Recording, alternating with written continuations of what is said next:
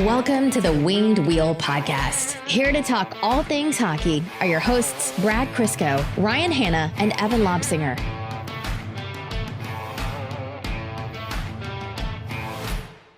We did it again, Ryan. We did it again. We bring people onto the podcast who make us look infinitely worse at our jobs. That's, for a podcast that's continually trying to grow, is a notably poor strategy. We bring on people who know a lot more than us, are funnier than us, and are much more well-known. Any combination of that three, or most often all three, and it's happened again today. Although, out of the two guests we have today, I think we're capable of replicating one of the successful things they did this season. I think with enough grit, determination, and effort, I, too, can get in a war with an entire fan base. Oh, absolutely. I think it was when the postseason comes around, like, Red Wings stuff really dies down. And if you pay attention to our tweets, we kind of tweet more, like, freely, innocuously. Like, it's not focused stuff. It's just like, I'm watching this game. Here's a thought. And it was the San Jose Sharks, Vegas Golden Knights. It was the infamous penalty before the 4 power play goals from San Jose. And I tweeted something like, "Oh, that sucks because that actually shouldn't have been a 5-minute major." Just putting it out there. Oh boy, did San Jose Twitter hate me that night. They absolutely tore into me. I got called so many names, and it was just like, I answered the first couple of people. They were pretty snarky, and I have a general rules. Like, if someone comes at you snarky on Twitter, I try not to snark back. I give them an opportunity to, like, have a conversation. And a couple of people took it, and a couple of people were like, "F you, you stupid idiot. I'm going to cut your brakes and kill your family." I'm like, "Oh, you're the 4th person today to say that." Ryan, this is Twitter. You can tweet anything. I posted a 20-second clip of one of my own games, and 80% of the response was positive. Were there people? There's a couple people who were taking some shots. I've seen myself play hockey. I'm aware of what the shots you can take are. Yeah, that's funny. Yeah. Twitter's free, Like, it's funny. I post one clip in my life of myself playing hockey. A clip that ends in me scoring a goal, and people will still take a run at you. If we didn't have our preset titles for the divisional previews, this episode title would be "Twitter is free." And I'm reminded of that every day. The only other time I've been I'm very reined in on Twitter. Like, people who think I'm opinionated on Twitter, I'm like, "Oh, you have no idea what I'm like in real life." Like, one time someone said that, and I showed Brad. Brad's like, "Have they met you?" It was when the whole women's hockey strike started happening, and I just tweeted out something, in support. And wow, yeah, a lot of folks came out of the woodworks, and I'm like, "Oh, they let you have accounts, eh? Saying those things. You can just type those words and hit send tweet, and the police don't just come to your door after saying that? All right, okay, that's the world. The rainforest is on fire, Yep. Welcome to the Winged Wheel Podcast. I'm Ryan Hanna. I'm Beer League Brad Crisco. Beer League Brad is good. It works on multiple levels relative to me. I know we always harp on Evan, but he's away for a very good reason right now, and so hoping to have him back soon. He will be, of course, in time for the start of the season. But we'll hold back on the Evan jokes today, of course. Brad, I'm just now seeing your Beer League Florida Panthers jersey back there. Buddy. It's not a good logo. It's the best logo. It's so busy, you can't reproduce And what do you mean, Beer League? That's an actual Florida Panthers jersey. Isn't it? Yeah. Why? I've had that thing for, that jersey might be older than you, legitimately. No. Dude, I don't even think that thing fits me anymore.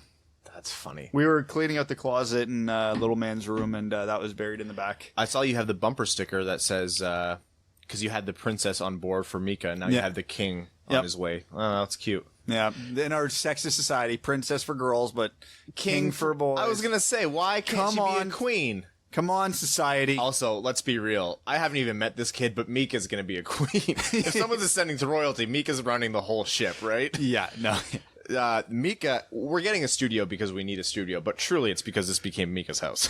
Yes, this is true. I control nothing in this building. Speaking of bumper stickers, we got bumper stickers. I ordered us some bumper stickers. This is news to me. Yeah, I ordered us some bumper stickers. We've talked about it before, and I was like, yeah, you know what? If someone drives a vehicle in and around Michigan and you want a Winged Wheel podcast bumper sticker, shoot me a DM. I'll put it on mine, but like now I'm getting high in count. How long is it till I'm the bumper that bumper sticker weirdo? Is it like 5 is the limit? No, I think 2 is your limit. Oh, buddy. I think you have 1 for each side of the... So which kid's not making the cut? Again, it's really hard to push out Mika. This episode of the podcast, we have 2 interviews for you. We have Alison Lukan, who's a recurring guest and a friend of the podcast, and first-time guest, one that we're super excited about. I'm sure most of you know who she is Sara Civian from the Carolina Hurricanes beat and The Athletic, of course. Super pumped to have them both on, and we will get to that. In the meantime, Red Wings preseason. It has been happening, and there's been some exciting things happening.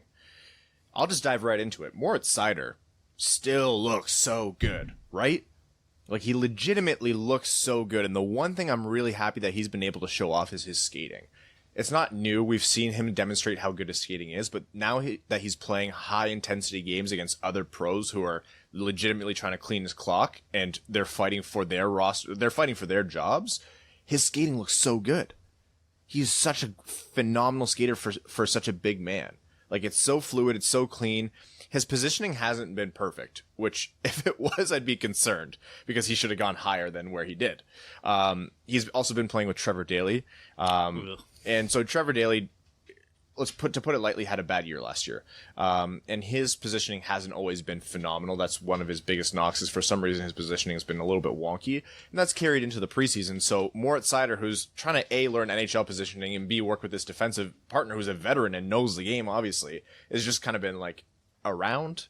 Not out of sorts, but just around. But he's been able to recover every time by getting back into position, which has been really, really great. Yes. There have been games. We were chatting. It was me, you, Prashant, and Max were chatting, and I was like, Veleno looks a little bit invisible in the first half of this game. Not the Islanders game, the one prior. The game in Chicago. Yes, and I was like, he looks a little bit invisible. I was like, not like bad, but hasn't been doing as much like offensively. And Prashant was like, I've noticed that too. And I actually looked it up, and they were playing Veleno and Seider primarily against Taves, Kane, Keith, like their top guys. And I was like, oh, they're testing him. Because they've always known that Veleno's offensive game is great, but they really are testing his defensive game, which is what they wanted him to work on last year. So they're actually really strongly considering using Veleno as that 2-3C, I think. And Joe Veleno followed that game in Chicago by continuing. Again, it was a strong performance relative to what he did, and at no point in this preseason thus far has he slowed down. No.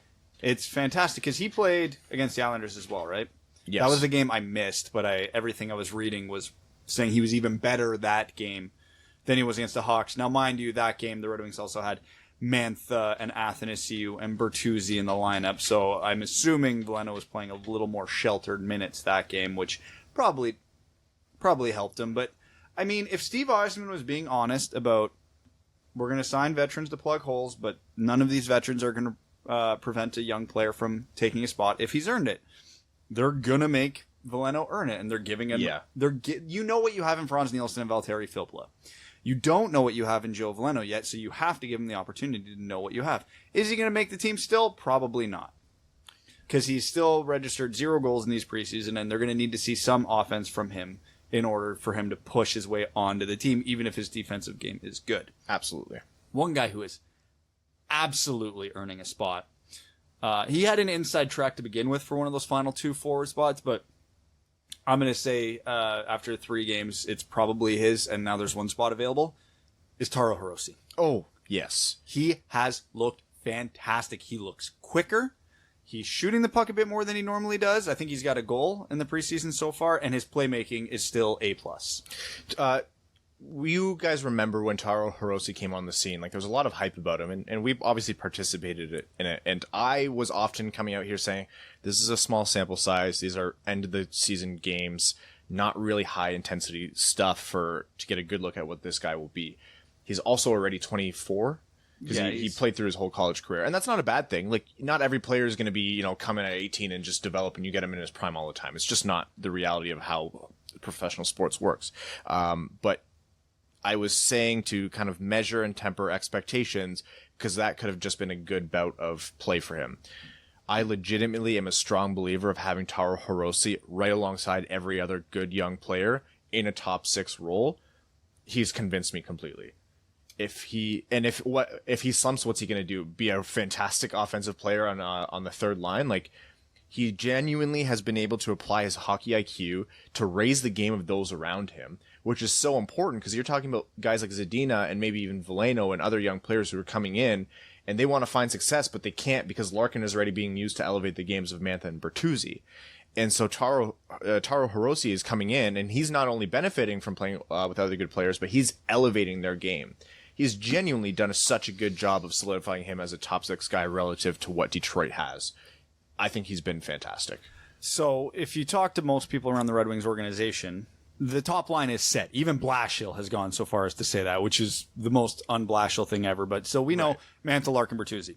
Second line was going to be Athanasiou and likely one of Nielsen and Filppula.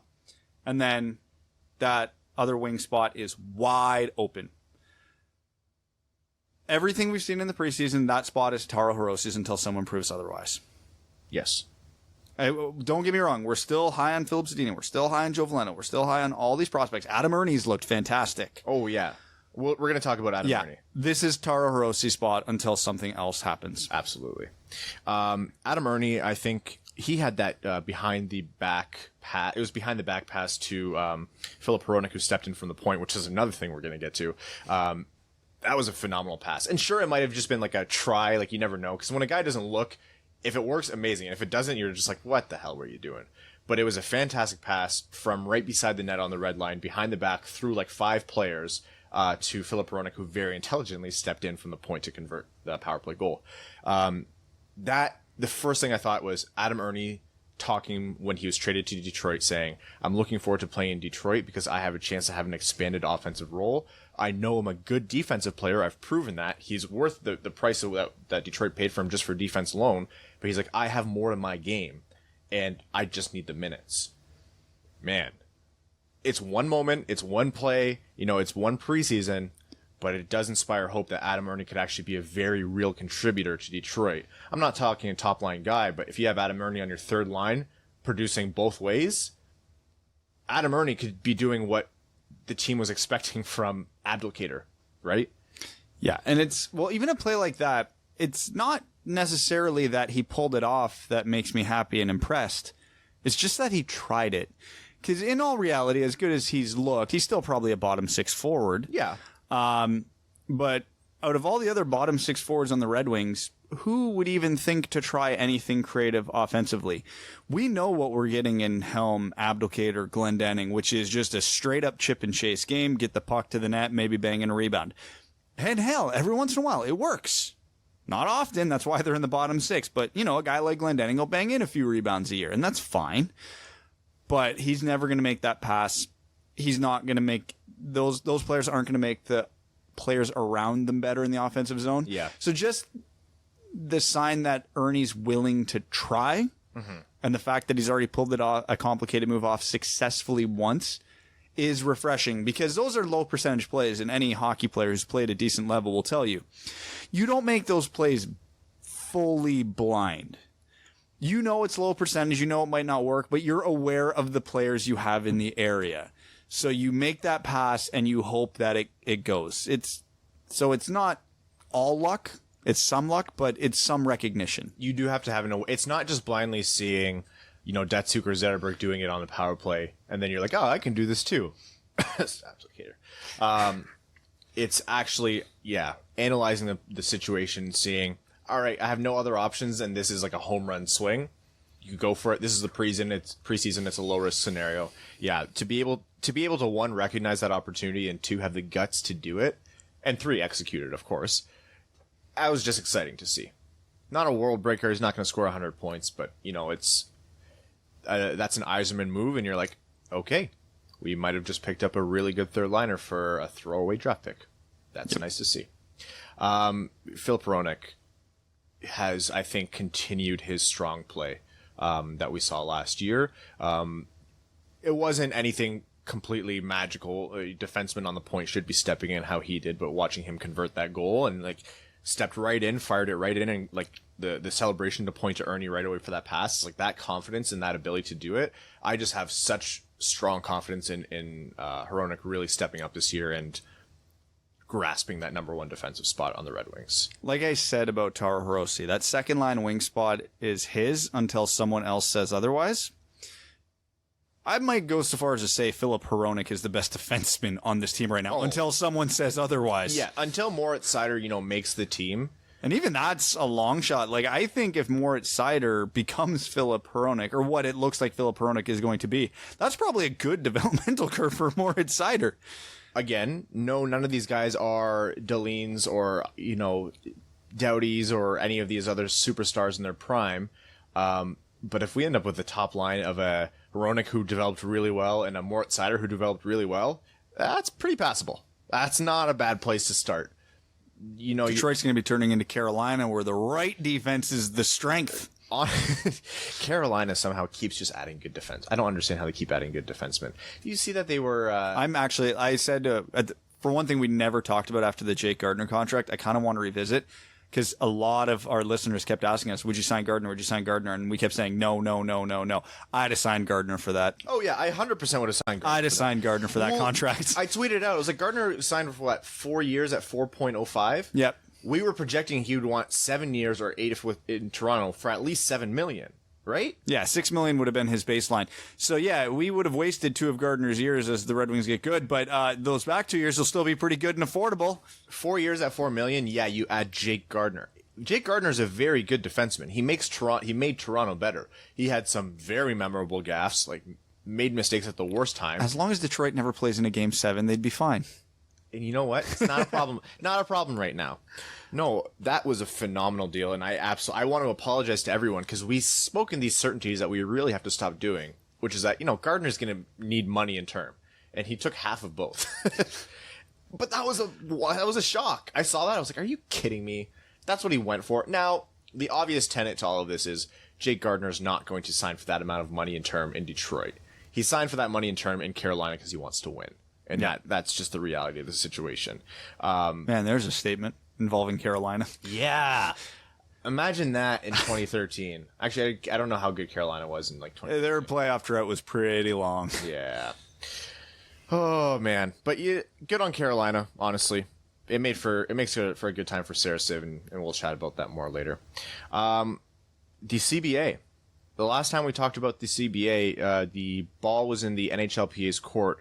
So just a quick recap. The NHL decided that they were not going to exercise their clause that would allow them to reopen the CBA before the 2021-2022 season. So by not exercising that clause, they said, all right, we want to see this collective bargaining agreement out through the end of the contract as we wrote it. But the NHLPA had to also act or not act on that clause, and they had up until sometime last week to do it, or I believe a week ago today. It was Sunday, yeah. Yeah, and so the NHLPA could have said, nope, we want to open it up. The CBA is going to open up. We have one more season of hockey before this becomes a problem. It was one more season, right? Correct. Yeah, it was the official CBA so the CBA was always set to expire in 2020, but it was 2021, but it was 2022, right? 2021, 2022. So yeah, September so 2022. Yeah. 2022 was when it officially expired, but it was 2020. A lot of twos. There's twos. There was some twos involved. So because they chose not to opt out, nothing changes. So now instead of the opt-out clause taking effect in 2020, we get an extra 2 years of labor peace. Now, that doesn't mean this still won't end in a lockout. Gary Bettman has yet to have a new CBA without a lockout, and this does not count because this CBA was never set to expire until 2022. It was an opt-out clause, which is important to note the difference. I am happy. I am taking this as a gigantic win. Oh, yeah. We are getting 3 more years of labor peace. Seattle will have an NHL team. By the next CBA, there'll be gambling money, and there will be a new TV deal. All the cards will be on the table. Nothing will be up for interpretation because they'll be dealing in certainties then, which in reality probably makes the negotiations worse, but whatever. We'll take what we can get. We'll take it for now because, again, it just extends labor peace, and that's fine. But I'm not giving anybody any credit until we see a new one negotiated without a lockout, because it hasn't happened yet. So at risk of Brad stabbing me, I'm not going to give anyone credit, but I do want to recognize that this was a difficult decision for the NHLPA, because it was easy for the NHL to say, all right, we're not going to open this up, because that put pressure on the NHLPA, because that is, whether or not we want to recognize it, that's a bargaining tool, because that made it so the NHLPA looked like the bad guy if they chose to reopen it, and they could have had good reason to reopen it. Depending on how big of an issue escrow is or whatever else they want to bring up, that would have been a very good reason to reopen it. But because of the optics of it, they said, we pretty much have to concede on this one. We're going to kick the can down the road, just like the NHL did, and we are going to operate in good faith. The NHL can now turn around and stop operating in good faith. They can make insane demands, and it's not like the NHLPA can go back and say, no, we want to reopen it. The NHL will be like, no. We'll see you in a couple of years. Not that that's what's going to happen, but the NHLPA did take a lot of risk by not exercising that clause. They opened themselves up. They made themselves vulnerable to say, hey, we want to operate in good faith. We're going to step into no man's land with you. Let's do this thing. So optimistically, this is the right step to avoiding a lockout. And from a purely business standpoint, too, the NHLPA, had they chose to open it up, could be running a massive risk. Because if they chose to open up the negotiations, invoke the opt-out clause, and they're like, okay, we're opening this, we can't deal with this escrow anymore. Fix it, NHL. And the NHL's like, okay, we can fix it. We'll fix the escrow. But you know what? These guaranteed contracts, let's talk about those. Yeah. And so the NHLPA is like, okay, this isn't a hill we're willing to die on. We know the NHL will probably fire back at something even more outrageous, and then yeah, they might get their escrow, but then they might get absolutely rammed on something else, and they weren't willing to take that risk. And I honestly, I would bet that's the main reason they chose to not open. It's just, it wasn't a hill worth dying on. I'm not. And even under the current CBA, there are ways to minimize escrow, which will likely result in the cap not going up. It'll be planned cap increases. Yeah. Yeah, instead of just invoking the inflator or projecting at the last minute. Like, they'll project it sooner. It'll be less optimistic, but then there'll be less escrow required. So for the cap-strapped teams like the Leafs and whoever else, this is very bad news. For a team like the Red Wings, who has all the cap space in the world, we don't care. No. The thing I'm struggling with is I like the current cap. I understand the philosophical limitations and the technical limitations on players earning their maximum wages. I'm always for workers' rights. I'm always for people earning as much as they can. You know, get as much as you can from your employer, get paid your worth. Whether that you're talking about working in the public sector or playing in the NHL. But the hard cap has just done wonders for this league, and I think we're getting a little bit too far removed in terms of recognizing what it did to bring this league back into not only relevancy but thriving. This league was on the brink in 2004. The NHL was not considered one of the major sports. It was considered, there's the big three, and then the NHL was trailing behind and falling behind like NASCAR and stuff. This league, what the salary cap brought in was an opportunity to properly fund this league and allow for its growth. And I'm having a hard time advocating to get rid of, the hard salary cap and just allowing major market teams to come and steamroll people again, and having these non-guaranteed contracts like the NFL. It just doesn't sit with me. I understand that there's a different school of thought, and maybe we should bring in someone to chat with us about it to give a differing opinion, but I hope it doesn't go that direction. I genuinely do. It's just my thinking on it. I've been on record as saying how much against the soft cap I am. Yeah, it's just too wishy-washy for me. I think it opens up too many Pandora's boxes. Too many of Pandora's boxes. And this is coming from a fan base of a team that spends all the money in the world. Oh, yeah. The Ilitches would have no problem outspending everyone else. It would be easy to be a fan of the Florida Panthers and say, yeah, a soft cap would ruin our franchise. We're saying this is a team where a soft cap would probably make the Red Wings one of the elite teams in the NHL regularly again. Oh, yeah. The rebuild wouldn't have had to have taken so long. No, yeah, we would have everybody. We would have Erik Karlsson right now making $15 million a year. We would have... Yeah. And you know what? It adds another facet of the game that I think is super interesting. I like when a general manager actually has to do hard work. Like, you think of NFL general managers, they do hard work, but we signed someone and now we're over the cap, but we converted this person's salary next year to signing bonus, so that gives us more. Like, you can just create cap space out of thin air. Yep. The NHL, has to have entire teams to plan out what their cap is going to look like, and it's an actual game within the game. And I like that. I think it makes it engaging. Does the NBA even need general managers? No, well, you have LeBron James. James, Le GM. Just like it's going to be every team takes their fan base takes a vote. Whoever gets the most votes get LeBron James, and then the fan votes on his salary. And they've tried things like the max and the supermax contract and the veteran supermax contract, and it's just, I get it. I'm not like as big into those sports, but I really think what the NHL has works for what the NHL is, and that's important to recognize where the NHL stands. Yes, they're a major sport. Yes, they're a multi-billion-dollar revenue organization, but they are far behind what the NFL, the MLB, and the NBA do. All right, Metro Division preview. We are going to start off with our interviews, I think. Yes, of course we are. So, longtime friend of the podcast, someone we know you all love hearing from, Alison Lukan, is on to talk to us about the Columbus Blue Jackets. So tune in and enjoy that interview. Welcome to the Winged Wheel Podcast's exciting Metro Division preview interview with Alison Lukan. Alison, this must be your 4th or 5th time on the show, so we're doing something right. Thank you so much for coming back on. I love talking with you. This is great to be part of the show. So this is hockey's kicking back into gear. We're bugging you to come back on the show again, Alison. A lot has happened in Columbus over this past offseason, and some of it to nobody's surprise, but a lot of it is still just a lot to absorb. So I guess broad strokes question here. What's the feeling like in the organization with the players or the fans? What's the anticipation like coming into this season?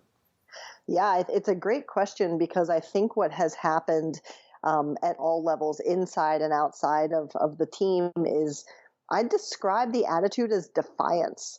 I think that people are sick and tired of hearing about everyone who left. They're even more sick and tired of answering questions about everyone who left the team.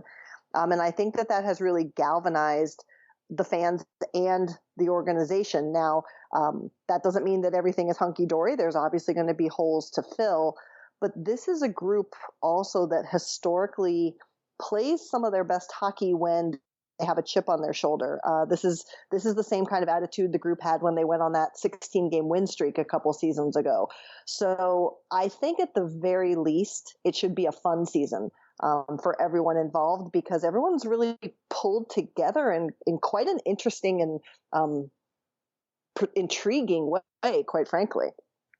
Now, I'm sorry, we will ask you about the players who left later on, but just to go more off that point, how impactful was locking up Zach Werenski for this organization in terms of kind of that galvanization and bring together the group? Oh, yeah, for sure. I mean, I think that what was really good about that negotiation was that, everyone, I think, started to figure out nationally as well that this was all a game of who was going to go first in the RFA class, both as in terms of forwards and defensemen. And so throughout the entire summer, everyone in this situation specifically was saying that there's no animosity. This is just figuring out when we get the deal to what we want it to be. And it came together with no anxiety, with no ill will, and, to have a defensive core that really is going to be the biggest part, the biggest strength of this team in this season. To have Zach Werenski, Seth Jones locked in, ready to go is massive. So after the Werenski contract was signed, it wasn't too long after that Charlie McAvoy received a very similar contract. So do you think Jarmo received some sort of fruit basket from the Bruins front office? I don't know. It's a great question. I always find it interesting to watch how deals change the landscape or introduce a new wrinkle. And I don't think that what happened with Werenski was, this massive revelation, but it was interesting how the deal was structured, right? To be really player friendly in that last year so that arbitration is going to be as high as it possibly could be given the terms. So I think it was more interesting. And I think that might be something that maybe other GMs are like, that's something now we're going to have to deal with too. But the weapon the Jackets do have now and should have for the next couple of years, and it will be key, is cap space. So playing that deal the way they did, I think is important. So not overly relevant to cap space this season, but it might be next summer. The biggest question mark for Columbus is goaltending right now. Looks like they're going with Korpisalo and Merzlikins. And this might be the most unknown group in the NHL for a team that realistically probably is expecting to make the playoffs again this year. Do you see them riding this out for half a season and then making a move if need be, or do you see them taking a long-term approach with this tandem? Yeah, I think that this is the tandem, barring anything catastrophic. I think this is the tandem that rides out the year. I think it may not be the tandem that is in place next year because these are two players who are going to be fighting for a number one spot. And I think that if they end up with two guys who can do that, there's a chance that one of them gets moved, and then they develop another player in their goaltending pipeline for the backup of the future and slowly eventually becoming the number one as well. This is the biggest question mark. This is the thing no one knows. I don't know. The players honestly don't know for sure either. But it's an interesting gamble. And I was just talking to my colleague, Aaron Portzline, about this today at practice. Korpisalo, who's the one who has been in the organization the longest and has backed up Sergei Bobrovsky these recent years, he's definitely playing differently. Now, again, it's too early for me to say this means he's ready to go in the NHL and meet the expectations of being a true number one. But maybe this is part of what he needed too, was to say, here's your chance. You're not needed to wait in the wings. He looks quite good this preseason, and he's carrying himself differently, a little more confident. So there are signs to be cautiously optimistic versus cautiously panicking, at least early in terms of the netminders play. Now, the headlines on any story are obviously going to read with Bobrovsky's name or Panarin or Duchesne or what have you. But looking into Columbus's roster, does this seem to be the kind of situation where they're primed to maybe pass the torch on to this next generation of players who are going to step into these roles just because of expanded ice time and responsibility? I mean, you look at Ryan Murray and David Savard, that's a defensive group that a lot of people significantly underrate. And then people don't also realize that Cam Atkinson put up 40 goals. Alexander Texier, I'm sorry if I'm not pronouncing that right, is a fantastic young prospect. And then they also added Gustav Nyquist, who put up a very quiet 60 points. Is there a world where this Columbus group doesn't have the same amount of star power, but generates the same amount of output, or at least placing in the standings? And now I'm going to send you a fruit basket for acknowledging Cam Atkinson, because it floors me. And I say this honestly, as much as I think I am in terms of being a reporter without bias or fandom. It has floored me in this narrative, the national narrative, which is necessary, when they talk about where the goal is going to come from, that I so rarely hear Cam Atkinson's name. And he is extremely talented. He's extremely talented defensively as well. He's a huge part of their top penalty kill unit. And it shocks me that he doesn't get more attention on the national stage. I think that he has the ability. And I think, like I mentioned before, he's one of those players that's really motivated to say, screw you, we're going to show you that we can do this. He scored 31 goals the year before Panarin came to Columbus. So this is a guy who can score. He's going to have to do more. And I do think you're right. I think guys like Alexander Texier are going to be a really important part of this group. He's currently skating on the top line on the left side, a situation I don't think any of us saw coming, but he looks comfortable there. He seems to fit there. You have guys like Josh Anderson, too, I think is going to be asked to score more. Guys like Oliver Bjorkstrand, Pierre-Luc Dubois. But as you mentioned, all young players, all players who can continue to be asked to develop. And I think that there is a way to replace the scoring. It's just that it's going to have to come a little bit from everywhere versus that one big star power. So the reason I was able to pin down Cam Atkinson is because every Red Wings fan knows who he is, because he has the seeming unfettered ability to walk every Red Wings defenseman and undress every Red Wings goalie. To be fair, that's not just a him thing. He excelled before the decline of the team. I remember, I think it was his rookie season where he had a disgusting shootout goal on us, and I was just oh, Jesus. Yeah. Oh, yeah, he works on that. This is completely off topic, Alison, but I don't want to lose the thought. The last time we spoke, it was before the last season of Game of Thrones, correct? Yes. How do you feel about the ending? Oh, well, here's my thing. I'm not totally, but I'm mostly okay with where the stories ended. I just feel that the storytelling was so poor and so out of line with what the early seasons and those of us who've read the books know, that it was a cheat. And I think that because the story had been so rich, that it deserved better. That's my opinion. This is going to be fruit baskets going back and forth this whole interview. That's all it's going to be. Okay, so we're going to put you on the spot here. What we've been asking people who come on, the experts in their divisions, is to make completely too early, non-binding predictions for the standings in the season. So, oh boy, okay. If you're comfortable doing it, you don't have to if you don't want to, because I know how the Twitter crowd can be. But we're going to do it too afterwards. Okay. But from top to bottom or bottom to top, what would your, off the top of your head, standings be for the Metro this year? So it's tough. And I mean, we those of us in the Metro have learned this, right? That everything we think we know, we don't know. I mean, look at the Islanders, for example. But it's interesting. So I was just having this conversation with someone. I don't know if I'm necessarily comfortable ranking, but I feel like there are bunches, right? So I do think that the top group, the group that's really going to be kind of vying for those top spots is Carolina, Washington, Columbus, and Pittsburgh. And that actually might be my rank. Those are kind of ranking / groupings. Like I think Carolina and Washington are the strongest right now, with goaltending being a question for Carolina, in my opinion. Mm-hmm. Pittsburgh has taken a step back, it would seem. I think Columbus, as we've just kind of talked about, can vie for a spot there. For them, it's going to come down to goaltending. I kind of see New Jersey, the Islanders, kind of in the middle. Then I see the Rangers, the Flyers sitting there closer to the bottom. And I want to be clear, I'm not piling on the Rangers.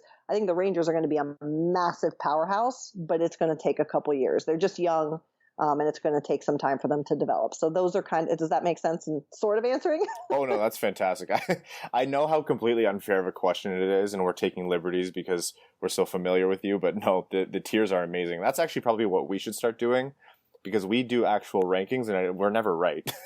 Well, and I think that's the thing. Like, honestly, this time of year, have some fun with these things, because again, I don't know anyone who's ever gotten this stuff right. And even when it gets right, you get the Tampa Bay Lightning and then they can't make a statement in the playoffs. So it's all fun and games. Okay, actually, here's a question that will be relevant to the listeners. We did a Patreon exclusive episode where we ranked jerseys, and it went kind of haywire. I'm sure. And we're very passionate about the jerseys. Yeah. We made the mistake of being finding consensus picks between the three of us hosts. And it was wildly off the board. Yeah, there weren't any consensus. The Columbus Blue Jackets third jersey, the Cannon jersey. Oh boy, yes. On a scale, like, our tiers were elite, great, good, poor, bad, and oh god, my eyes. Okay, that's a lot of tiers. Go ahead. It's a lot of tiers. I personally think it's a at least good jersey. Brad is... I'm not as sold.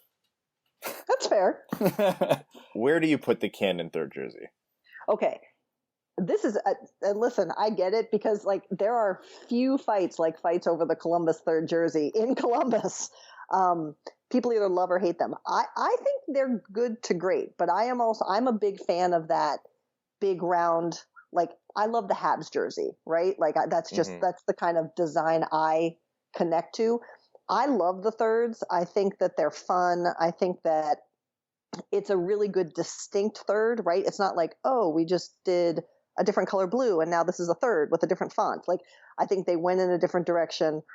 I'm a fan, but they are very divisive in Columbus for sure.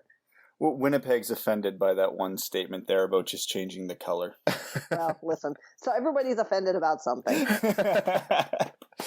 Okay, Alison, thank you so much for coming on. We're already looking forward to the next time we have you on this season. Appreciate you going onto the light here and putting those tiers forward and giving us insight into what to expect from Columbus and the Metro. Everyone, I know you all already follow Alison, but at Alison L on Twitter. You can also find her, of course, on The Athletic. And Alison, we'll talk to you again soon. Yep. Thanks so much for having me. And shout out to my girl, Sara Civian. You're getting one of the best today. She's going to put my work to shame here. And that was our chat with Alison Lukan. Really smart of her to do bunch tiers instead of the rankings. I think that was a really great way to get to giving us analysis while also protecting herself from looking as dumb as we do when we give our solid rankings. So that was great to hear from Alison. Obviously, we're going to have her back on plenty. And most importantly, I'm glad she agrees with me about Game of Thrones. So yeah, we owe her a couple fruit baskets. Now our next interview, we're going to just jump right into the next one. That was Columbus. We're going to be talking about the Carolina Hurricanes, and who better to bring on than Sara Civian, the Athletic writer and beat the person on the beat for the Carolina Hurricanes, has taken Twitter and social media by storm this past year as well. By storm, surge. There's a pun there that I should have thought out before we started recording, and I didn't. So tune into our first ever interview with Sara Civian and enjoy. Welcome to the Wing Wheel Podcast. Exciting first ever interview with Sara Civian. Sara, thank you so much for joining us today. God, anytime, boys. What's up? We caught you on a great day where you were without caffeine and an apartment. Yes, I'm a little homeless right now. My apartment's being shown, so I was running around. Then I was like, oh, no, I have to be in the podcast. So I got some coffee, and now I'm coming at you live from the Dunkin' Donuts parking lot. This happens a lot. I think one of the first times Max came on the show, he was in his car as well. I love Max. Max is amazing. Max is one of the premier #, friends of the pod. So He's the unofficial fourth host, really. He really is. Love it. So Sara, you covered Carolina for the first year on the beat last year. Could you have possibly asked for a better year to come into this team? No, everyone keeps saying that. It's like, yeah, of course. I had fun, but it's like I never would have thought that would have happened. But I mean, I knew things were on the up and up with Rod Brind'Amour, and I knew it was going to be a great team to cover in terms of PR, because they have some of the best PR people in the league. So I knew I'd be able to write kind of the stories that I want to write within reason, and it just ended up being the best subject ever too. So. And the good thing is, they're not all easy stories to write. You had to flex your muscles a little bit, especially with the Sebastian Aho. I don't want to say saga because that was nothing compared to the rest of the RFAs this year. But with that offer sheet, that was a ride, and I think you handled that really well. A whole fan base on Twitter still seemingly is lining up to in your mentions from time to time. But what was that like? I never thought Habs fans would come at me for Hurricane stuff, right? Because I used to be a Bruins reporter, but I mean, life is funny. I've never seen a group of people be so incorrect and so mad at the same time. So I was just I shouldn't have responded, but I just couldn't help myself. But it got to a point where it's this is not a great reflection of what I want to be putting out into the world. So I've tried to tone it down. Well, let's talk about the actual contract in that case. Has there been a huge breath of relief lately from Carolina fans in their camp, especially considering the Marner contract that just came through? Yeah, and that's the thing. You're going to start seeing all that. You're going to start, there's still Rantanen. It's I think Braden Point, right? Yeah, I think Sebastian wanted to come to camp. That's basically it. And if you know him, you know he's just one of the most focused people ever. And the thought of not showing up on time probably would have really bothered him. And that was the main thing for him. And he knew that the Hurricanes weren't going to budge in terms of term.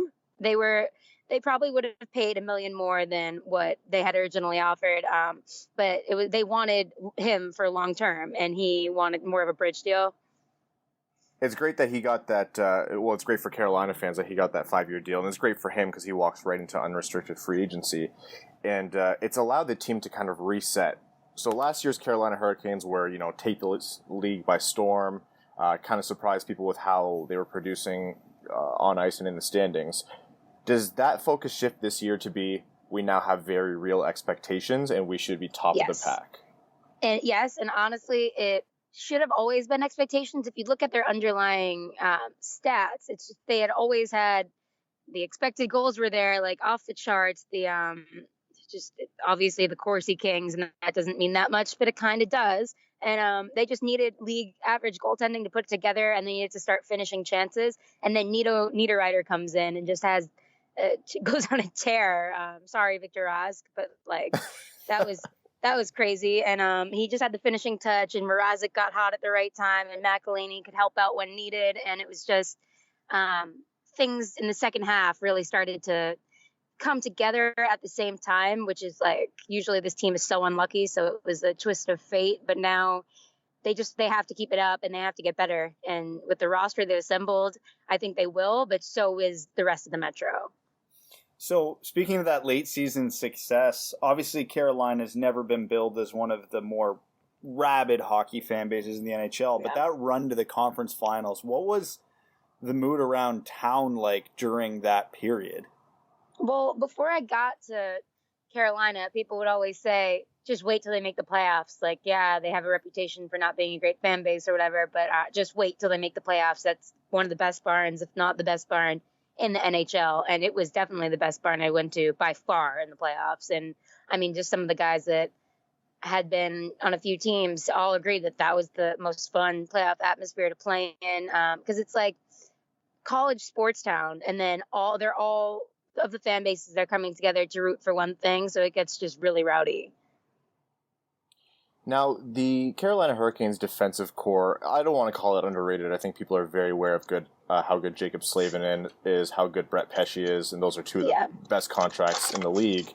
But they seemingly keep getting better. They brought in Jake Gardiner on a phenomenal deal, which was extremely surprising. He came in probably $2 to $3 million cheaper and 2 to 3 years shorter term than I would have expected. Does that come directly from the success that Carolina put out? Was that getting him to buy into a winning culture? Yeah, I mean, we've all been talking to him about it, I guess, and he just said he saw a team that could win the cup and his best chance to win the cup, and he liked the term, and he figured, let's do it. So I was reading an article this week from another friend of the podcast, Sean McIndoe on The Athletic, where he ranks the Bizarro meter for every team in the NHL. And the Hurricanes Bizarro meter came in at a 9.1 out of 10 this offseason. I was never bored. The main reason he cited for this was when current GM Don Waddell was interviewing for the GM job for another NHL franchise while employed as the GM of the Hurricanes. Nobody's ever seen that happen before. So what was it like covering that? Yeah, you're going to see a lot of that with Tom Dundon, where things that have never happened before are happening. And I mean, it's up to you if you can, however you want to take them. I think they have some good things, some bad things, but I mean, if I'm being honest, I don't think that's great for like the confidence of an employee, right? Like Don wanted a contract, and he felt like he had to do that to get one, and he got one. But it's like, why didn't you just give him a contract? Jesus. There's a little bit of a connection. Actually, you know what? Before I dive into the Detroit stuff, I just want to ask it flat out with no segue here. The storm surges. That's the highlight. Whenever people think about Carolina over the past year, they just think of the storm surges. How special of a thing was that, to really get the fan base to buy in, and just watching the rest of the league react to it? The fan base needed a rallying cry. I don't think it was even about the players, that they didn't need that. They had that in Rod Brind'Amour. I think I wrote about that, but the fan base needed something. And that was a good call by Dundon and Williams. I think Dundon came to Williams and said, they got to figure something out, and then that was Williams's brainchild, and he's missed already. But I always think about Rod Brind'Amour's kid. Oh my God, what's his name? Begins with Brooks. He was doing one of the storm surges, and I just saw that, and it like warmed my heart. And just all the little kids clapping at their TV, buying their first pucks and stuff like that. Like, and obviously the adults too. Like they had been through hell for the past decade of this godforsaken team, and finally it was like they could just have fun.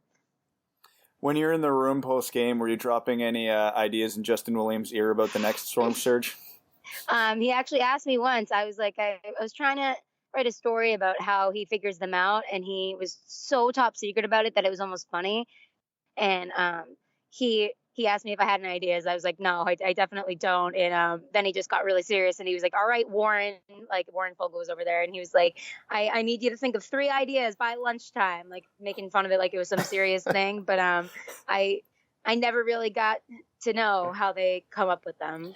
I'm just saying, Sarah, if they have you out there with like a basketball hoop and have a Habs fan walk out in their jersey and have you literally dunk on a Habs fan, I don't think they could beat that. Oh God, no! That time the ship has sailed. I don't think they're gonna do them this year. I don't know, but like it's weird without Williams. Yeah. Well, I don't think it can just be as simple as Sarah dunking on a Habs fan. It has to literally be Sebastian Aho throwing it up to her for the alley-oop. I would do that. So you have some connections to Detroit. Well, first of all, Carolina does in Peter Mrazek, and I'm. When Peter Mrazek left Detroit, it was a little bit contentious because obviously he's an extremely skilled goaltender, and the team chose to move on from him. And so Red Wings fans have been cheering for Carolina a lot, mainly because of Peter Mrazek and his success. It looks like you guys have found the Mrazek, so to say, like the Mrazek, the Mrazzle Dazzle. Yeah. Has he kind of stepped up as the goaltender who could, if he's on the right streak, carry Carolina through a playoff run, or is goaltending still a little bit of a question there? No, this is his year to prove that he's a consistent goaltender, right? Like last year he proved that he could be a number 1, and this year it's all right. Can you keep doing that? Like it's just that mentality is never going to go away. That's why I liked the deal he's on right now. It's not too long, so you don't waste Aho's prime years if something goes wrong, but it can be like a bridge to a longer contract. But I think something that changed for him is he got a sports psychologist. And because if you know him, you've seen him play, you know that he's like a hot and cold type goalie. And when he's on, and he's doing like backflips and he's getting pumped up. And like, but when he's off, you can just see in his facial expressions and stuff like that. I think a sports psychologist really helped him. Have you ever seen the highlight of when he was playing for the Czech Republic at the World Juniors and they upset? Yeah. Just an article suggestion, take it or leave it. Just play that video in front of him and have him commentate on it. Oh my God. I need to do that now, even if it's just for my Twitter feed or something. Yeah. But that's another reason why he's perfect for this team. Like of course he would do a storm surge. Have you seen that? Like, I love that that's the IIHF logo for when it's in Czech Republic in his hometown. Now you do have some other connections to Detroit, and we were chatting about this before we started recording. Yeah, mainly being I love Detroit. Which is like you are already going to win over all the listeners, but you have just won over thousands of Winged Wheel podcast listeners who are automatically Sara Civ stans. I grew up just across the river, and I spend about half of my time of being awake defending Detroit and how amazing downtown Detroit is. God. People who make fun of it have never been there. Started.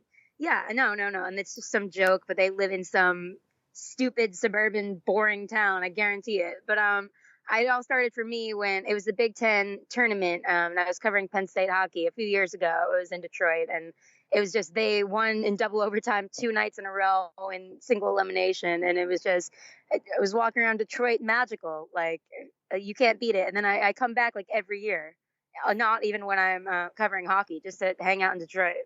Well, the next time you're down, Sarah, let us know, and then I'm sure a lot of the podcast listeners would love to meet Sara Civ on their way to a hockey game. Have you seen Absolutely. the LCA? Yeah. The Canes played there once last season. And, right. Oh, it's so nice. Beautiful. I mean, I miss the Joe, but whatever. Yeah, you know what? We all miss the Joe, full of heart, full of spirit, but it needed to change. It lived its life. It was a good life. Yeah. It was getting to a point you can't even see. No. Yeah, it was a dump, but it was our dump. Yes, I had one of the best moments of my life there. So. Ooh, what's that? Can we say? When Penn State won the Big Ten tournament. Oh yeah. Okay, so last question, and it's more directed at you, about you, Sarah, is this first year on the beat, we talked about that.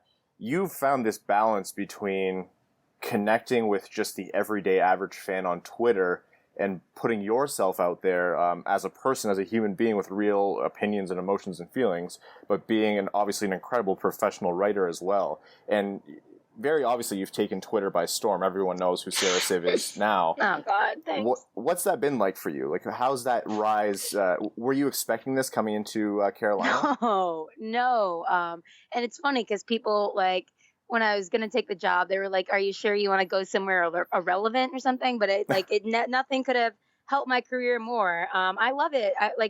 Around here, I'll be walking around, like, I'm not trying to sound cocky or anything, but I'll be walking around and someone's like, "Oh my God, hi," and I love being able to say hi to people and like meet people around here because everybody's so nice and the community is just it's a special place, Raleigh, and Canes fans are special, and I think we just connected because they know they get it, and they wanted somebody maybe to write with passion, and that's just who I am. So I don't know, like in Boston, they were kind of looking for a reason to be mad when the team was good, and I think in Carolina they're looking for a reason to be happy when the team's bad. Like, and now that the team's good, it's great to be along for the ride no matter what. Well, it's going to be an exciting year ahead. We're definitely going to have you on again. Sara, thank you so much for coming on, and good luck as you prep for the season. Oh, thanks for having me. Definitely, when the Canes are coming back to Detroit, I'll come on the pod. Yeah, we're looking forward to it. And we're back. If you noticed that I forgot to ask Sara for her rankings, you're right. I did forget to ask Sara for her rankings. So apologies for that one. But Sara, thank you so much for coming on. As for everyone that we bring on, because we only bring on incredible guests, very excited to have her back again. If you don't follow Sara, you're not laughing half as much as you could be on Twitter. She's an amazing follow. The way we splice in these interviews is we record them before the episode, and so we do these pauses just for the sake of editing afterwards. And Brad, after I introed the Sara interview, showed me a tweet that she made about, was it PNC parking lot? Yeah, Montreal offer-sheeted Carolina's parking cones. Okay, honestly, now we're going to go back to that Aho deal. That was a gift, right?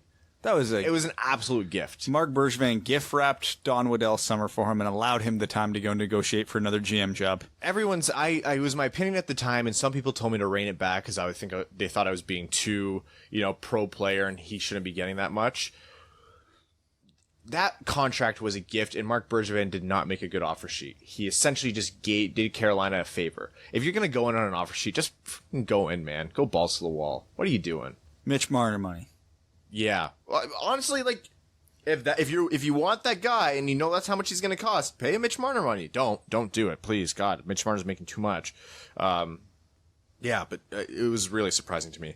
Speaking of which, the Rantanen and Point deal still haven't happened. They're going to make $1 billion, right? If they play this year. Did you see the report on what the offer was to Rantanen? No. It would come out to like $2 to $3 million less per year than Marner. That's not going to get it done. Yeah. I am of the mind that I would rather have Rantanen than Marner. Not by a lot. But if you had to pick one, I would take Rantanen. I disagree with that. Right. But we disagree. But do we disagree a $3 million difference per year? Oh, yeah, God, no. We disagree like $100,000 difference per year. Yeah. Braden Point must be sitting there going, no. Add a 1 in front of that, please. Yeah, you're missing a 0, boys. Yeah, there's... Dubas did what he had to do for Toronto, and also must be smirking because the other GMs are that Ben Affleck meme that I love right now of him just standing, like, gut out, the cigarette in his hand going, oh. I joke a lot. I talk when I'm talking to my friends in, like, group chats and stuff, I talk like a dumb teenager, ironically. But I say things like, that's a whole mood. That picture is a whole ass mood. Just Ben Affleck with a cigarette looking exhausted with the world. And like, hey, Ben Affleck, the whole Amazon rainforest is on fire. We're all going to die. Oh. So what's your TikTok handle? Oh, no. I was talking with a friend, actually, who wanted to know more about the podcast. And she was like, she's like, I'm a pretty private person. I don't like a lot of people knowing my personal life. And that's something I struggle with. I was like, yeah, I used to be too. And now you can Google me. A coworker the other day said, hey, I found your Twitter account. And I went, oh, God. It's just how you set everything up when you discover the internet. Everybody still thinks my name is Brad. It's actually Evan. You're Evan in a mask. Evan is also Evan. Don't ask. All right, the rest of the Metro Division preview. we'll start with the Washington Capitals. Now, Washington's in a funny spot because you did what you set out to do 2 years ago. You won the cup with a team that you really didn't think was the best team to win the cup with. You were at the tail end of your window, so to say, and a lot of people thought that you had missed it because there's objectively better teams on the ice, but they still managed to do it. They are still, by virtue of amazing talent, top-end talent, and some weak competition, in that upper echelon of Metro Division competitors. I think they still are playoff contenders, yeah? Much like I said about Taro Hirose, much like I said about Filip Hronek, the Washington Capitals are the best team in that division until another team says so.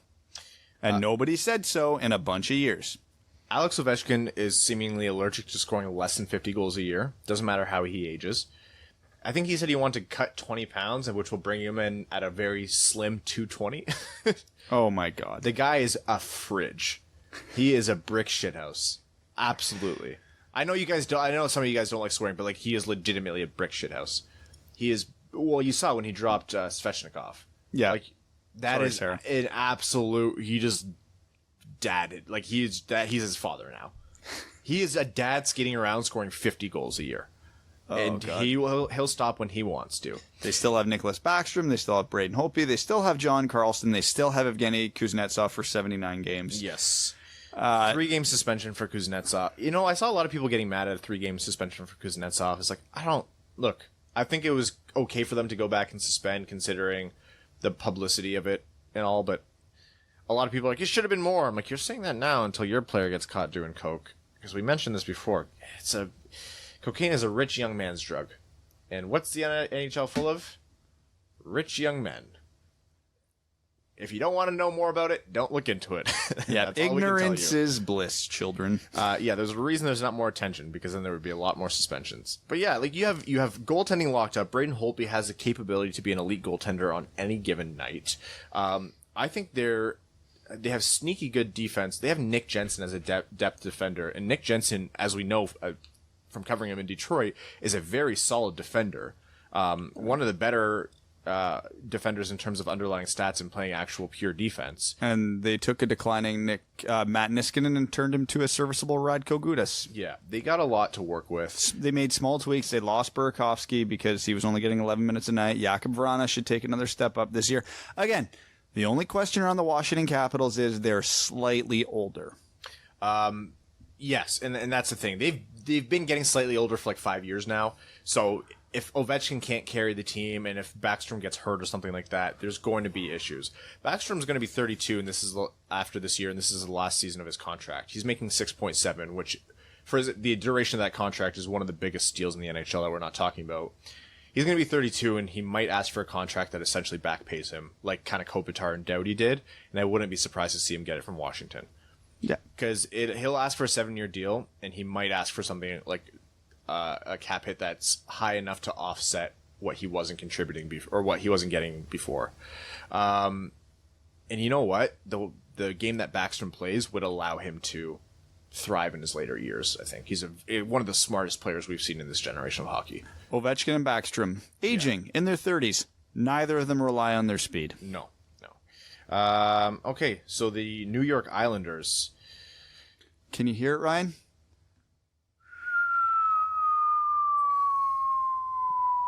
That's the sound of regression to the mean.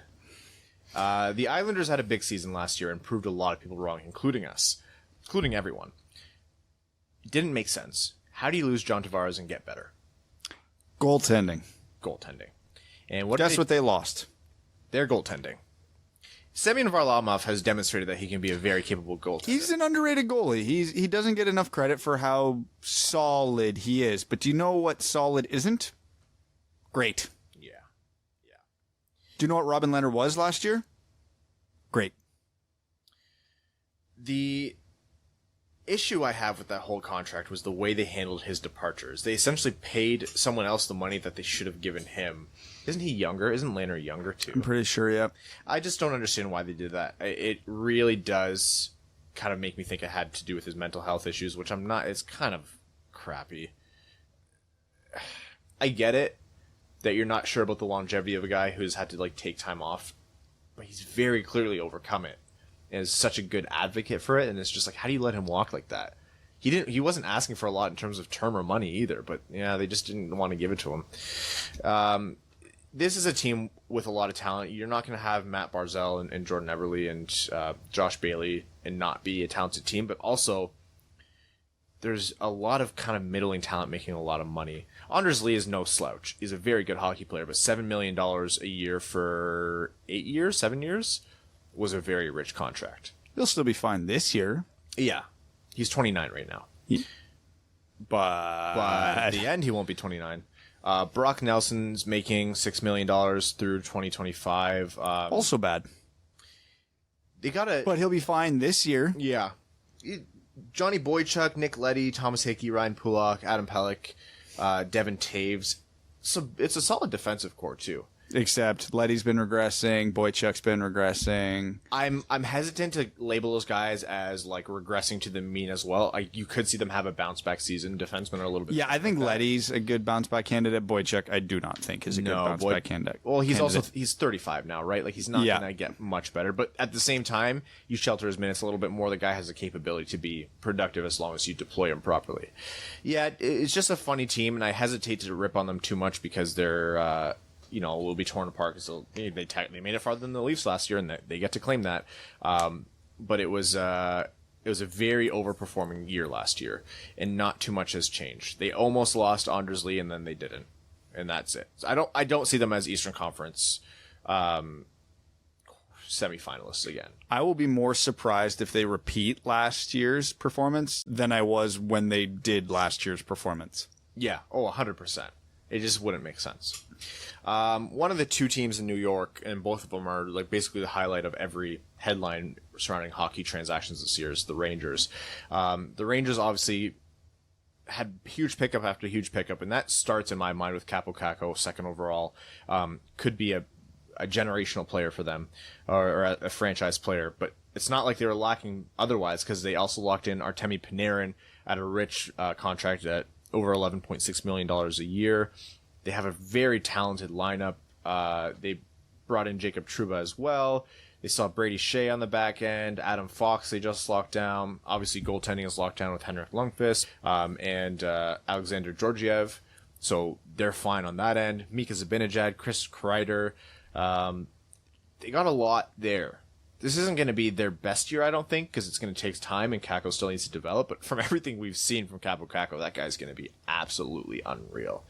New York swooping in and grabbing Artemi Panarin was actually kind of a surprise for people as well, because they were expecting Florida with Bobrovsky. So, again, like picking up Panarin, Trouba, and Fox, and then grabbing Kakko, your team's only going to get better. If it's not this year, it'll be next. Yep. This team is going to be a contender. Even their only concern of goaltending from Lundqvist to Georgiev, that should be a pretty smooth transition.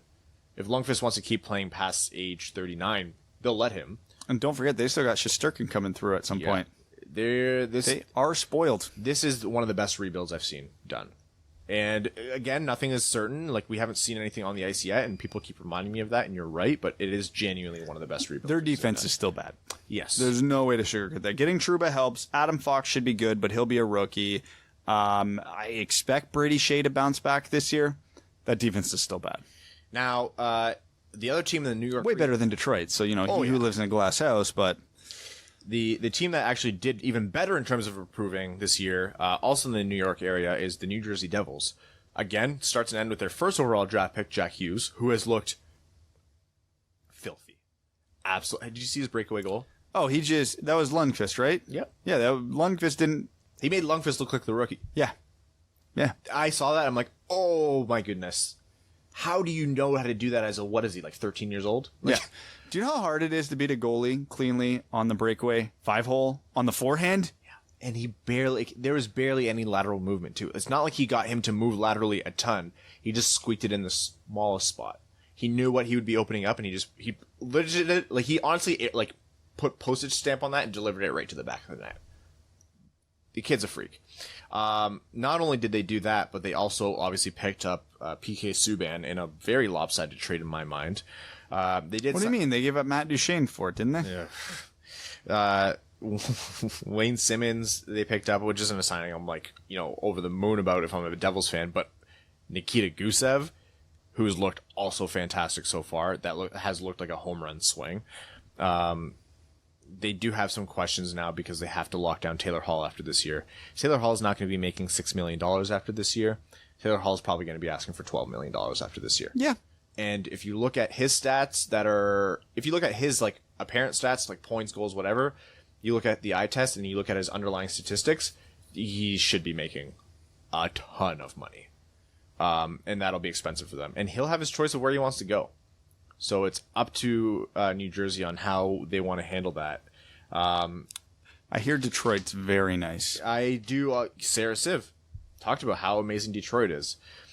PK Subban, Sami Vatanen, Severson, Will Butcher on the back end. And they have Taylor Hall, Jack Hughes, and Nico Hischier. Nico Hischier might be the best kept secret in the NHL, and he's a first overall pick. How does that happen? Yeah, people forget how good Nico Hischier. Hall, Hischier, Hughes? I'm sorry, what? Plus Gusev, plus don't forget they have they picked up Wayne Simmons for a song. Wayne Simmons for $5 million for 1 year. They have Kyle Palmieri. I legitimately forgot about Kyle Palmieri. They got good depth in Miles Wood and Blake Coleman. Jesper Bratt. Yep, forgot about him. Remember, New Jersey made the playoffs 2 years ago and missed the playoffs last year, but no team in the NHL was more ravaged by injuries last year than New Jersey. So New Jersey might have had the best season imaginable because they ended up with Jack Hughes and are probably going to regressing to their mean is a significant improvement on last year. Then you add Jack Hughes, PK Subban, and Nikita Gusev, and Wayne Simmons. Yeah, I'm so impressed. So impressed. Well, a lot of it's luck, but I'm so impressed with what ratio. Yeah, a lot of people are ready to anoint the Rangers as like the breakout team. Mm-hmm. I'm sorry, it's New Jersey. Devils. Yeah, it's 100% the Devils. Because New Jersey has recently been there and done that. What's their coach's name? New Jersey's John Hines. Yeah, he's done an excellent job too. So you look at that roster, you're like, okay, a lot of these are new pieces, so they might not mesh right away. So what's the most important thing to get it going? Their coach. And also the problem with New Jersey is they have the same question mark that a lot of teams in the Metro have this year. Goaltending. Yeah, they do have. Do we know how good Carolina's goaltending is going to be? No. Islanders? No. Devils?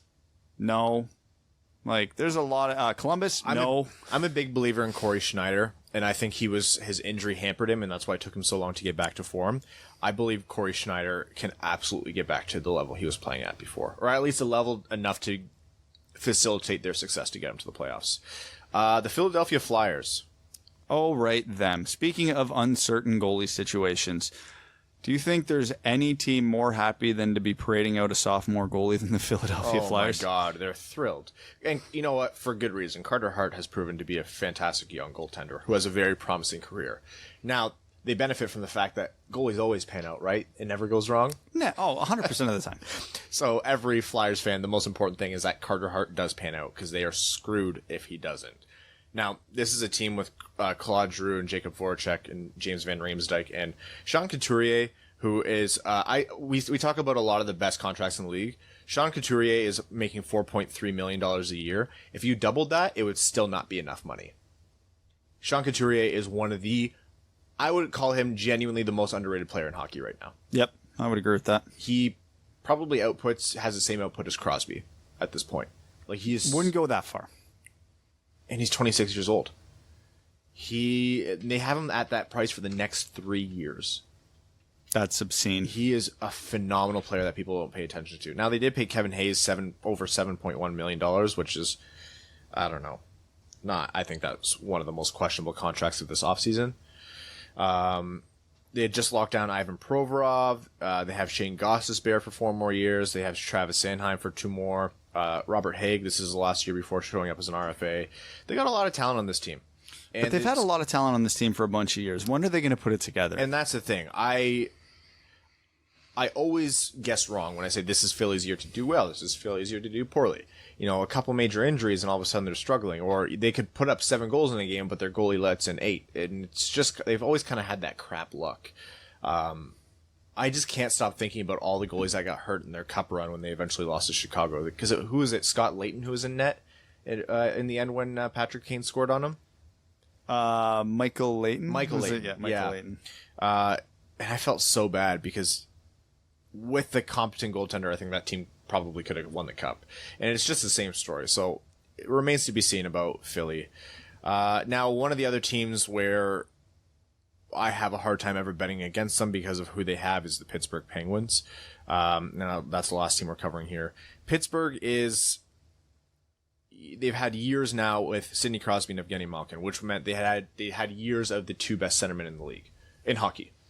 And they'll have another year of that. Don't discount Sidney Crosby as the best player in the world. I do believe that title belongs to Connor McDavid, but you're talking about most complete player. Every coach around the league is going to tell you Sidney Crosby. You can never discount a team that has Sidney Crosby and Evgeny Malkin. Jake Gensel has turned out to be a phenomenal scorer. Brandon Tanev, $3.5 million a year for 6 years is a bizarre contract.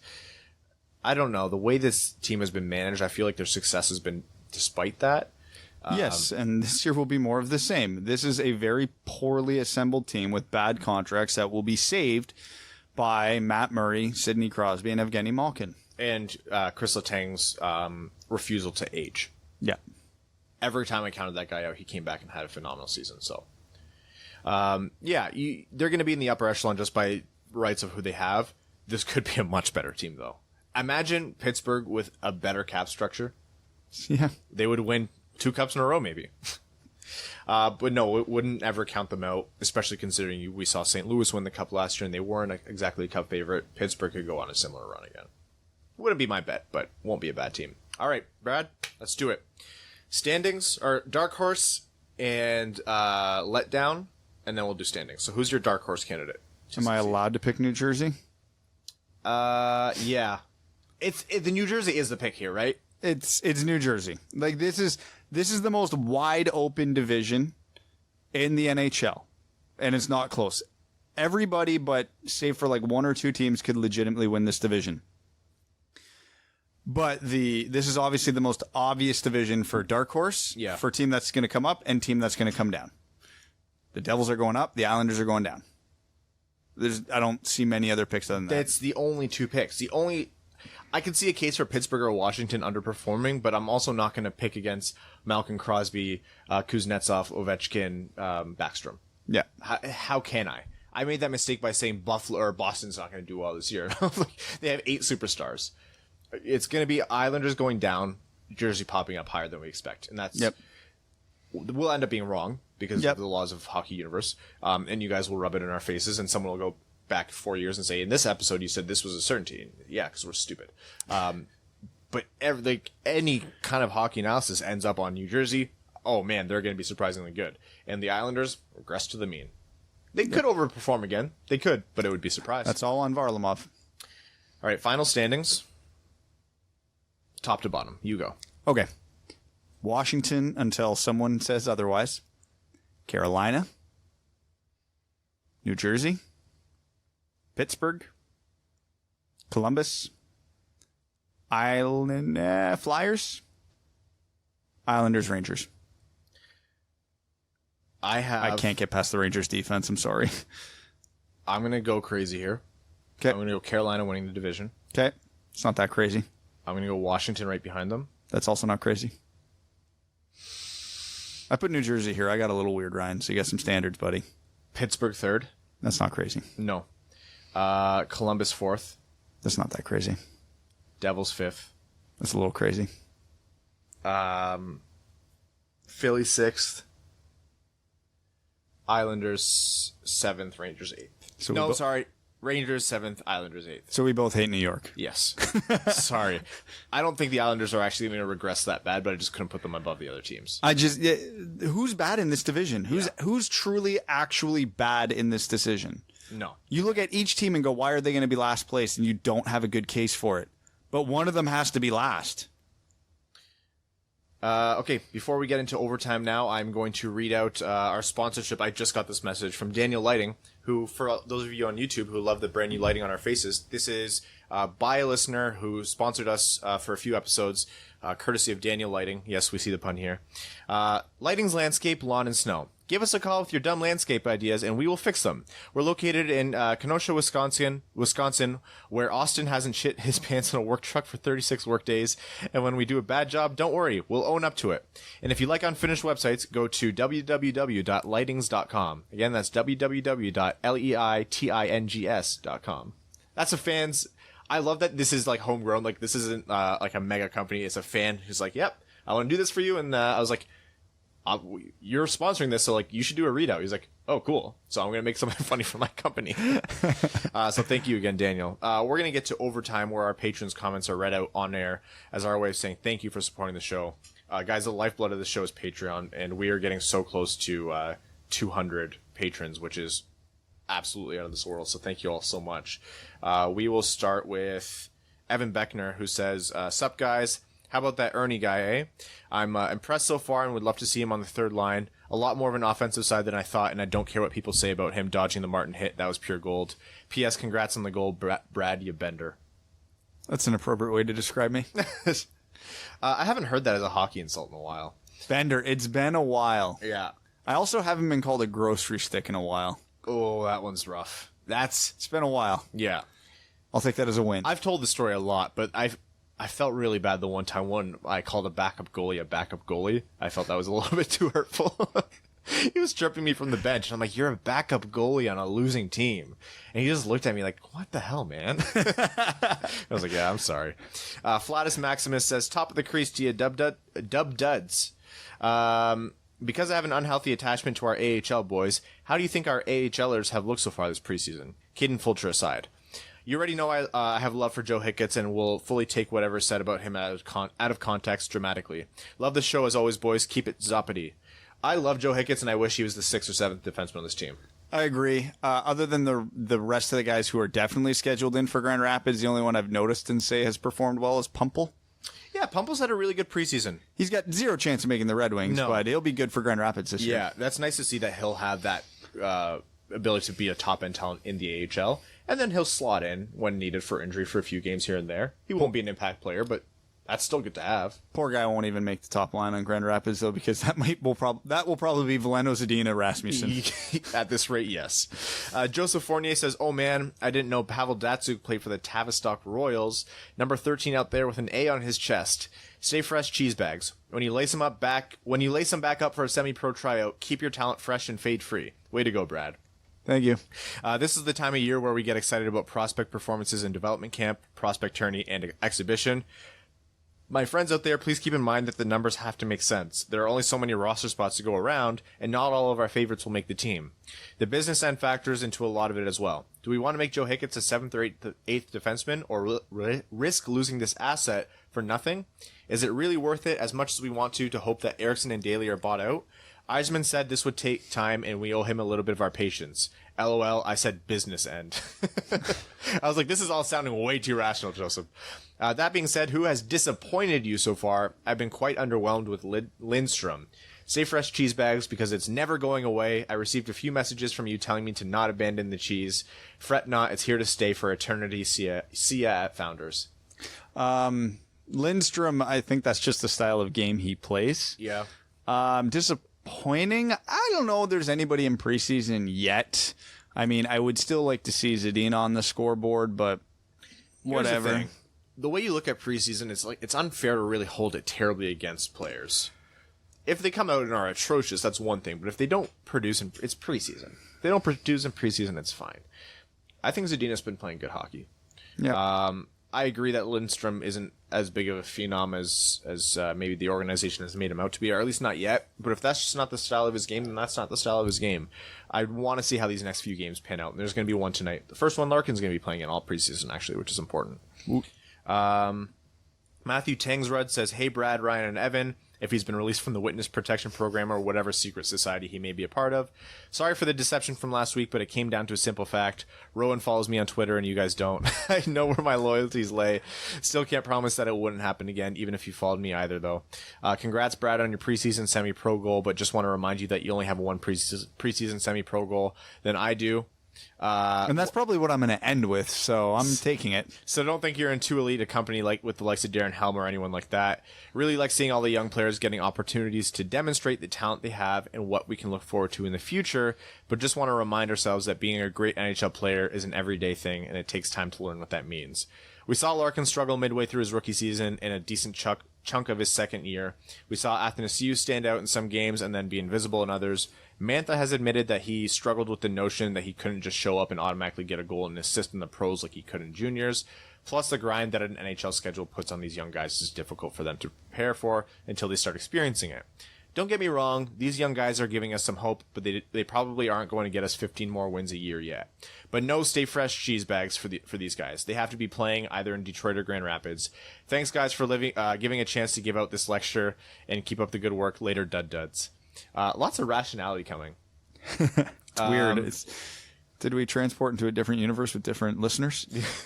You know what? The fans have always been very rational with their takes. Once you get into the Facebook comments and things like that, you get some colorful stuff. Cody G, who I believe is a new patron. Yes, welcome, Cody G, and thank you so much for your support. He says, good effort on pronouncing Mongolia's capital last week. It's not an easy one. Maybe this will help. Ulaanbaatar. Oh, I forget what even it was. It means red hero in Mongolian. To spare those not interested, I'll move on to hockey. We're getting a little full on fills, aren't we? Speaking of, what are the chances of Hronek topping 40 points this year? Unfortunately, I feel like he'll experience a bit of a slump, but of course I'm not hoping for that. Regarding the other fills, do you think Filppula's stats will increase, decrease, or stay the same from previous years? Decrease. He had an unsustainably good season last year. If you look by his metrics, he should not have performed to that level. Hronek hitting 40, I mean, if he played 82 games last year at his pace, would have been 41, but he is essentially going into his first full NHL season, and it's a grind. If I had to bet, I'd bet the under, but I don't think it'll be by much. And if it's over, are we thrilled? Yeah, he's just not on the right side of the aging regression curve. It's not even a knock on him. You don't bet on that, really. Cody continues to say, and whenever Zadina has his rookie season, do you think he can figure out scoring at the NHL level and top 20 goals?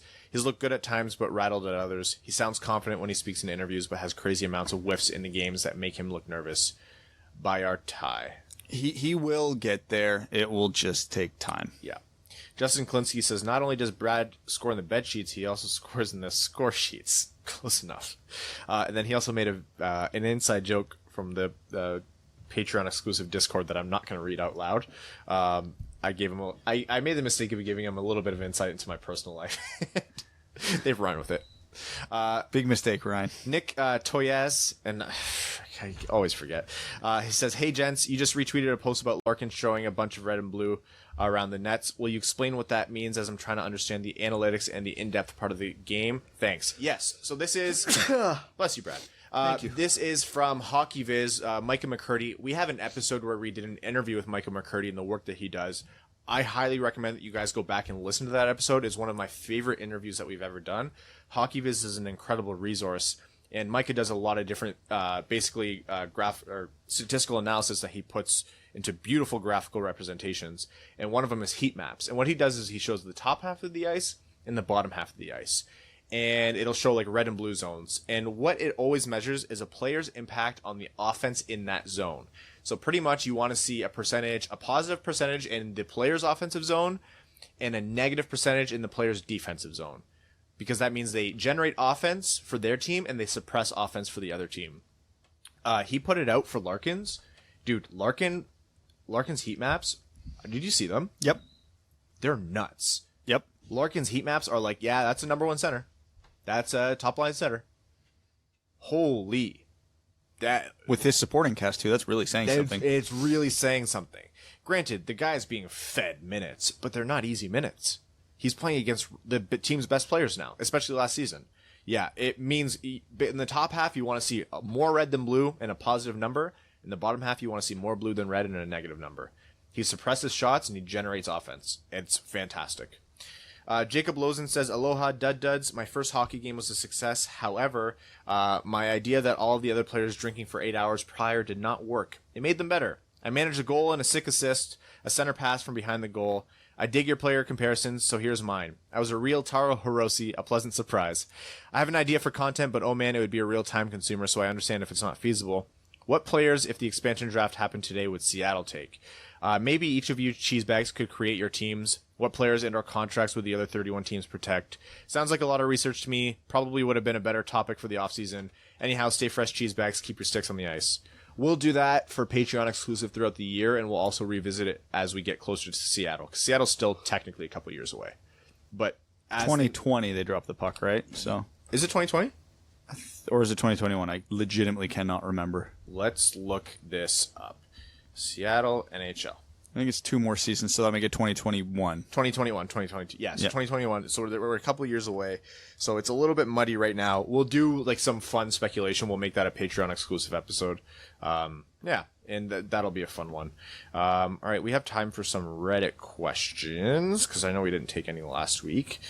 We'll start out with Harseys or Harchees. I believe it's Heartsease. On Reddit, he says, I'm new to podcasts and just finished listening to your Steve Eisman episode, and I got to relive the excitement through you. Back in April, when I was waiting for the press conference to start, my wife actually said I looked happier than on our wedding day. Completely feel that, man. Anyways, Brad, I know it's a little late, but congrats on the second baby. Do you know what you're having? Yep, little boy, due in less than 2 months. Less than 2 months. Due on my birthday. Yeah.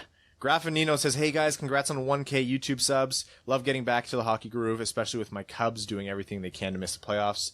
This isn't so hockey related, so I totally understand if it doesn't get read, etc., etc. Just want to share a pretty cool adoption fundraiser we're doing on October 4th, attempting to set a Guinness World Record by throwing 2,500 pitches in 8 hours. The whole thing will be live streamed for the world. My shoulder. To see me not try to blow my arm out. If any of you are willing to share the link, it's pledgeit.org/pitchinforadoption. Seems like a great cause, and I fear for your rotator cuff, so yeah, absolutely. Are you ambidextrous? Yeah. You will be by the end of the day. Does it have to go over the plate to count? Joe Cool Reed says, would we want to take on Winnipeg's, or what would we want from Winnipeg if we were to take on Byfuglien's contract? It'll be irrelevant because if he doesn't play, I don't think there's any cap applications for them. Oh, yeah, that's right. Because they just suspended him for formality reasons, so I don't think it'll matter that much from what I was to understand. I don't know what his cap hit is. I'm going to look it up right now. It's more about the term because Detroit won't need the cap for a couple of years, so... If Marlowe's contract got a first round, that's where I would start. Yeah. Yeah, I think it would have to be a first round pick. Again, it's not exactly relevant, but I just want to find this. Jets. They really got to change their logo. Yeah, he is... Oh, he's not even showing up on this. Oh, Dustin Byfuglien. 1 more year at 7.6. Okay. Yeah, no, that's nothing. Happily. No. Yeah, happily. Yeah, so that's this episode. Thank you to Sara Civ, and thank you to Alison Lukan for coming on. We are going to be transitioning back to 2 weeks very soon. As usual, guys, check us out on YouTube. We have a lot more YouTube. All these episodes are showing up on YouTube. Way more YouTube content coming out. We're scoping out and starting to buy things for the studio. So the studio will be coming soon-ish. We'll be working on that as the season goes on. I'd like to thank all of our name-level sponsors, Sky Carcass, Luke Johnson, Arjun Shankar, Don Mitchell, Clayton Van Dyken, Mike Reed, Langabeer, Matthew M. Rice, Sean Levine, Kalen Wood, Charlie Elkins, John Evans, Rob Thiel, Stan Olson, Ryan Lewis, Mike DiLoretto, and Hannah Lee. Thank you all so much, and stay fresh, cheesebags. Thanks for tuning in to the Winged Wheel Podcast. Be sure to check out wingedwheelpodcast.com, where you can subscribe to the show on iTunes, Spotify, or wherever you get your podcasts. You'll also find links to other ways to support the show, such as Patreon, official podcast apparel, and more. And don't forget to follow the show on Twitter at Winged Wheel Pod. And of course, the hosts at Brad Crisco, at Ryan Hanna WWP, and at Hockey Town Evan.